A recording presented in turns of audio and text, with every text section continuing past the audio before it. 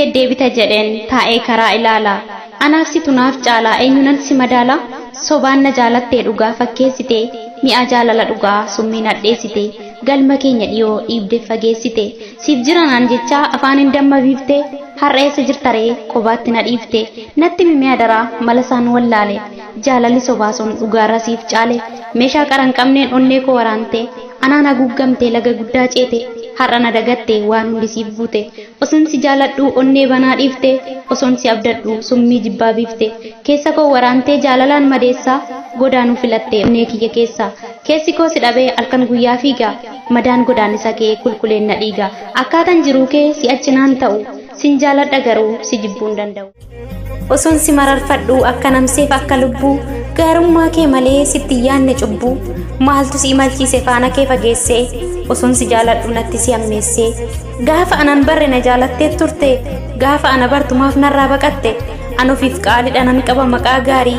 Ati na jibbitus of hin jibbu'ani. Ani kiyya jedhee osoon si hin dhaadadhu. Utubaa jiruu koo osoon si abdadhu. Osoon gaarii siif yaaduu ati jibba naaf kuufte.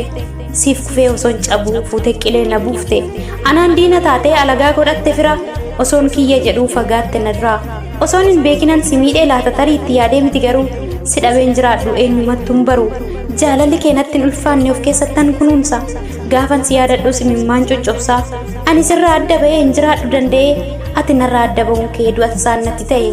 Osoon si kunuunsu akka ilmoo dhabaa. Osoon siif dhiphadhu natti yaadde daba.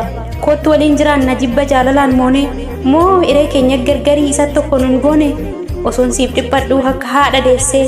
Imalli keessa ga'e naaf hin bakka geesse. Gaafa na biraa deemte nan deebi'a naan jettee. Iccitii garaa kee of keessa dhokfattee. Garuu osoon deebiin ati achumaan hafte. Anaaf dhaamsa maal dhaamte gaafa deemsaaf kaate. Qaroon koo si eegdi har'a sala ilaalaa. Yoon si mufachiise dhiifama siin jedha dhiifama jaalalaa. Anis garaa koo kutadhee imala koo eegale. Nuffii takka malee baay'een si eegaa ture. Kaayyoof karoora koo of keessatti sakaalee. Ani jaalala dhugaatiif jedheen kan hunda of darare.